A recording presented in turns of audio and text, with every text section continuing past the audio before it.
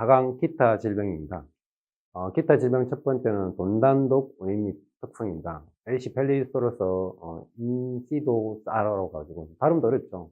세균에 의해서 발생하며 건강한 돼지 50%가 전도선에 이 세균을 보균하고 있다는 걸 알고 계셔야 됩니다. 근데 어쨌든 돈단독은 지금 최근에 모돈에서도 실제적으로 보기 어렵죠. 돈단독은 이제 젊은 세대들은 최근에 농장 들어오신 분은 돈단독을 한 번도 못 보신 분도 계실 거예요. 그만큼 이제 예전에는 많았지만 지금은 흔하지 않은 질병인데, 왜냐면 단콜이라는 백신을 놓으면서 이제 모돈도 어느 정도 정책가 가지고 있고, 그 다음에 자돈들도 손열 백신 놓을 때 단콜 백신을 많이 놓기 때문에 최근에 발생을 저도 한 5년 정도는 아예 본 케이스가 없습니다.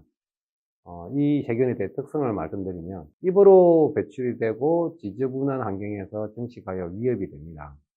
섭식 사료 공급 체계라든지 특정 유장이나 유제품 부산물 사료에 세균이 증식합니다. 감염 경로는 피부 상처나 장벽, 다양한 경로를 혈류를 침투하여 계열증을 일으키는 거죠. 계열증입니다. 잠복 기간은 보통 이틀에서 4일 정도 걸립니다. 여기 그림에서 보시다시피 약간 뭔가 돼지 보면 빨갛게 뭔가 볼록볼록 올라와 있죠. 이게 뭐 다이아몬드라고 하는데 사각이나 오각 정도, 심하면 육각 정도 형태로 해가지고 볼록볼록 올라와 있습니다. 그러면 이건 그 가장 전형적인 돈단독의 증상이거든요. 이런 경우에는 이제 페니실린을 투여하면 진정이 됩니다. 크게 걱정 안 하셔도 됩니다. 그러면 페니실린 양을 지속성이면 48시간 해가지고 2번 내지 3번 정도 놓으면 거의 완화가 됩니다. 근데 초기에 투여를 해야 됩니다. 잘못하면 좀 진행되면 모돈도 폐사가 날 수 있게끔 계열증을 일으키는 단순하지만 무서운 질병입니다. 어쨌든 여기 질병의 특징 보면 돌연사를 유발하거나 고열과 함께 급격하게 질병 상태로 진행된다 되어 있습니다. 전신 피부에 커다란 다이아몬드 모양이 나타나면 붉은색에서 검게 변한다 되어 있습니다. 이게 검정색으로 갈 정도 되어 있으면 위험하다는 겁니다. 이게 빨리 발견하면 빨리 치료할 수 있는 겁니다. 악업성에 오면 증세가 덜 심하거나 가지 수가 적으면서 발생 빈도가 높습니다. 일반적으로 피부 증상이 나타나면 40도까지 고열이 나타나면 병세가 보이지 않을 수도 있습니다. 근데 이거 같은 경우에는 좀 찾기가 어렵거든요. 왜냐면 이건 심장 내에 병변이 나오는 거기 때문에 급성 케이스의 악업성이더라도 급성이기 때문에 이건 육안적으로 보기는 좀 어려운 케이스인데 별로 이건 최근에나 저도 10년까지는 제법 본 적이 없습니다. 10 내지 15mm 크기의 다이아몬드 모양의 피부 변경을 나타낸다는 거 그거 알고 계시면 됩니다. 돈단독 발생 위험 요인입니다. 어쨌든 스트레스, 사료, 환경 요인, 건강 문제, 관리 문제인데 어쨌든 환경 요인에 대해서 문제가 있기 때문에 문제가 되는 겁니다. 근데 다행히 최근 여러 농장이나 여러 가지 데이터를 봤을 때 발생을 안 한다는 건 그동안 농장 사장님께서 열심히 백신을 하셨기 때문에 그 결과라고 생각됩니다. 어쨌든 백신 접종 프로토콜은 그렇다고 안 하시면 안 됩니다. 계속 하셔야 됩니다. 이게 모두는 어쨌든 분만사에서 단콜 놓을 때 꼭 백신을 꼭 하셔야 됩니다. 이게 터지면 어쨌든 또 골치 아픈 질병이니까요. 그리고 두 번째 삼출성 표피입니다. 이게 잘 안 나오다가 보통 11월, 12월, 그 다음에 2월, 3월 이 시기에 뜨문 놓으면서 사람들을 좀 귀찮게 하는 질병 중에 하나입니다. 여름철에도 노는 경우 있죠. 이 스타필로코커스 하이코스인데 이게 피부 상처를 통해 침입하여 발생합니다. 이 균은 독소를 생산하여 전신에 흡수하여 관과 진장을 분산시킵니다. 여기 보면 이제 경로는 피부를 통해서 이제 충혈된 피부에 진물이 흐르거나 부위기 자돈, 개별 발생하고 후보돈 이유 자돈에서 많이 발생하고요. 근데 그렇지 않은 케이스도 많습니다. 분만 직전 모돈의 질내, 원인체, 대량 증식, 출산 직후 자돈 감염, 여러 가지 이제 감염 경우도 있는 거죠. 어쨌든 촉발인자는 이제 상처입니다, 상처. 그 다음에 무릎 손상이라든지, 철분 주사, 환경이 오염되면 철분 주사도 상처가 생깁니다. 그 다음에 간 손상이 심한 증상 시 자동 배삭이 나고. 이게 뭐냐면, 지금 삼출성 표피염인데 돼지가 이상 없이 크다가 끝까지 크는 애들 있잖아. 얘네는 그 데미지가 실제로 간에까지 안 가고 피부에만 묻는 경우에는 어쨌든 살아남습니다. 고육이 보면 이제 폭 단위로, 한복 단위로, 두복 단위로 이렇게 발생하는 케이스들이 있거든요. 이제 그 같은 경우에는 치료를 하실 거면 제대로 하시고요. 아니면 도태시키라고 합니다. 한복 단위, 두복 이렇게 발생할 경우에는 전체를 위해서 희생해야 되는 부분이기 때문에, 집중 관리를 하신다고 생각하시고, 작게 발생하면 저는 도태를 권장드립니다. 임상 증상은 뭐 다들 잘 아시겠지. 초기 병문 알고 진행 상태하고 모체 이완치 존재를 알고 뭐 유돈 발생에 대한 부분 아시는데, 어쨌든 이 피부 병변은 발생지 그 항생제 감수성 검사를 해가지고 뭐 실험에서 한다는데, 이게 결국 기본적으로 이제 페니실린 계열을 주사를 하시고요. 어쨌든 피부에 소독약을 계속 발라주셔야 이게 해결이 됩니다. 치료를 원하시면 그 두 가지를 병행하는데, 문제가 뭐냐면 이게 그 주사를 하고 왜 피부약을 발라야 되냐면, 이게 세포 피부층에 3층으로 일단 기준했을 때 이게 2층에 숨어 있거든요. 그래서 이게 웬만한 약을 가지고 침투가 안 되는데 꼭 소독약을 병행해야 이 질병은 치료가 됩니다. 주사 놔라 근데 주사 놨는데 효과 없다고 하지 마시고요. 꼭 이 질병은 피부염이라 생각하고 피부 소독약을 꼭 같이 병행을 하셔야 됩니다. 어쨌든 감소 약제는 페니실린 계통이 잘 됐고요. 어쨌든 그 미네랄 오일 같은 걸 그 소독약에 같이 섞어가지고 분무하시면 이게 오래 소독약이 침투하면서 효과가 오래 가거든요. 이 부분은 하시고, 그 다음에 이 탈수를 일으키기 때문에 전해질 공급이 꼭 필요합니다. 그리고 발생하면 2일 내지 3일 지속성 제제 주사를 제가 보기에는 한 3회에서 많으면 5회 정도 주사를 하면서 그렇게 하시면 꼬들꼬들 마릅니다. 근데 이게 초기에 자보혈과 해결해야지 그 진행된 상태에서는 좀 시간이 많이 걸립니다. 뭐 핵심 관리를 해가지고 지금 한 10가지 나와 있는데, 뭐 설명 안 하셔도 대충 아시겠지만 제일 중요한 건 청소. 청소가 제일 중요합니다. 청소가 제일 중요합니다. 청소가 깨끗하게 잘 관리되어야 잘 되니까 잘 하시기 바랍니다. 그리고 기타 질병 중에서 하나는 파행입니다. 세균성 관절염, 부재병, 골절, 다리 약화, 돈단독, 관절 문제, 외상이 있는데, 이 세균성 관절염에 이것만 하나 알고 계시면 됩니다. 왜냐면 가장 많이 있는 중에서 뭐냐면, 마이코플라즈마로 인한 관절염이 제일 많습니다. 실제적으로. 이거 뭐냐면, 그, 결국은 마이코플라즈마를 통제하기 위한 약은 몇 가지 딱 정해져 있지 않습니까? 뭡니까? 타이로신, 태아물린 제제입니다. 이게 관절염이 발생했을 때는 그런 약을 쓰시거나 아니면 아예 봉독을 놓으시는 걸 가장 추천드립니다.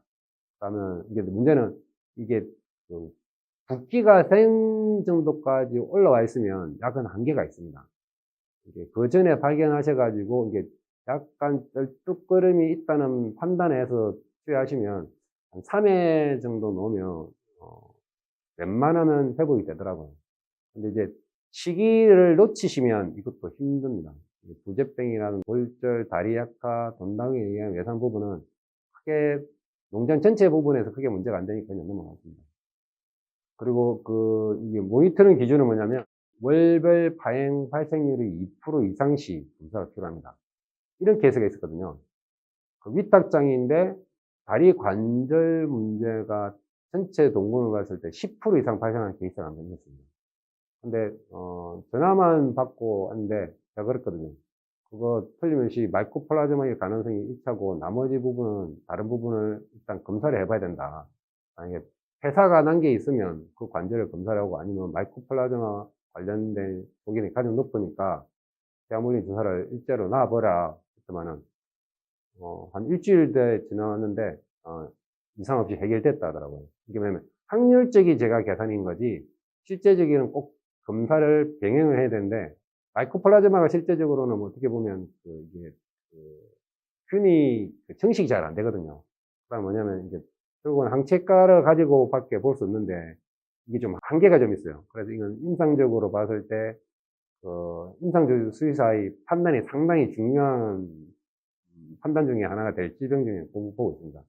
어쨌든 그런 케이스는 제가 봐도 보기는 어려운데 한번 걸리면 심각한 타격이기 때문에 정기적인 방문을 하는 수의사님들 계시면 이 부분은 아마 상의하시면 도움이 되실 겁니다.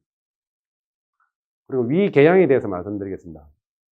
위궤양은 실제적으로 있는지 없는지 보기 솔직히 어렵지 않습니까? 근데 위궤양이 있는 대지는 뭐냐면 궤양이 되고 난 다음에 이제 출혈을 이어지면서 변 자체가 조금 검정색에 가깝습니다. 대장 쪽 출혈은 그 붉은색을 띠는데 위는 대장과 거리가 멀잖아요. 위궤양이니까 이럴 경우에는 뭐냐면 결국 출혈을 이어지기 때문에 분변 색깔이 검정색일 가능성이 높습니다. 여기 보면 위의 내막에 생기는 발적과 궤양은 모든 대지에게 발견되는 일반적인 양상입니다. 식도가 위로 들어가는 부위 근처에 생깁니다. 되어 있습니다. 그러면 영양 원인은 단백질이 낮거나 섬유소가 적거나 에너지가 높거나 밀 함량이, 우리는 밀 안 쓰죠. 그 다음에 비타민 E, 결핍, 셀레늄 결핍, 여러 가지 영양적인 원인인데 찾기는 어렵습니다. 그리고 또 하나 문제는 뭐냐면, 사료 입자의 그 고온 정도가 이게 또 문제가 됩니다. 사용 관리 부분은 어쨌든 불규칙한 사료 공급, 공복 시간, 그리고 뭐냐면, 이런 분들 계시거든요. 임신돈을 하루에 한 번 공급하면 어떻느냐, 물어보셨는데, 저는 찬성입니다. 모돈들은 24시간 이내에 사료가 공급되면 위에 전혀 문제가 없습니다. 단지 48시간, 72시간 오랫동안 되면 모돈은 무조건 위궤양이 생깁니다. 그 부분 유념해서 사료 공급하는 부분도 고민해 보시면 도움이 되실 겁니다. 그리고 환경, 그 다음에 간염이라든지 이제 여러 가지 있습니다. 어쨌든 위궤양은 실제적으로 이게 생겼을 때 돼지를 부검해가지고 검사 의뢰를 해보는 게 가장 분명한 법인데, 검사를 하실 때 꼭 조직 소견을 같이 보셔야 됩니다. 그러면 원인에 대한 부분을 접근하는데 상당한 판단 기준이 될 수 있습니다. 단지 부검해보니까 위에 궤양이 있더라, 그거로 끝내시면 애매모호해요. 여기 보니까 6가지 항목인데 그 6가지 항목 안에도 또 여러 가지 나눠지잖아요. 이게 뭐냐면 사료회사 클리니크 같은 경우에 이런 거 있었거든요. 피육돈이 죽는다. 근데 딱 봐도 하얗게 되고 위 보니까 위에 좀 뭔가 있는 것 같다. 그거로 끝내시면 안 되고요. 꼭 그 조직 검사를 해보시면 여기 6가지 중에서도 6가지 안에도 여러 가지 나눠지기 때문에 정확한 원인을 찾아가지고 해결을 하셔야 됩니다. 결론에 대해서 말씀드렸다. 향후 종합 질병 관리 전략입니다. 2030년 한 5년 남았죠. 그 사이에 이제 축산에 또 많은 변화가 있을 겁니다. 새로 축사를 많이 지었고, 축사도 디지털 될 거고, 어쨌든 정밀 출산하기 위한 시설이라든지, 그 다음에 앞으로 동물복지라든지 원헬스 개념에 접근이 될 거고요. 그리고 차단 방역에 대한 새로운 방식들이 많이 나올 건데, 이런 부분에 대한 부분을 접근하실 때, 제가 제일 중요하게 생각하는 게 뭐냐면, 맨 밑에 있는 통합 데이터 플랫폼에 대한 부분을 어떻게 할 거냐를 고민하셔야 됩니다. 여기 뭐 농장 수의사 연구기관 인계를 말하는 게 아니고, 내 농장의 데이터를 실제적으로 이게, 돈하고 연결될 수 있는 어떤 네트워크로 구축할 수 있는 구조를 가지고 계셔야 됩니다. 큰 틀에 의해서 데이터 통합 플랫폼을 이야기한 건데, 그것도 중요하지만 실제 농장 자체 내에서 실제적으로, 모돈들 같은 경우에는 번식 성적이 전산으로 다 정리되는데 이후 후부터 출하까지는 실제적으로 정리가 잘 안 되지 않습니까? 그런 부분에 대한 부분이 실제적으로 제일 돈으로 연결되는 부분인데 이후 했다고 다 출하되는 게 아니지 않습니까?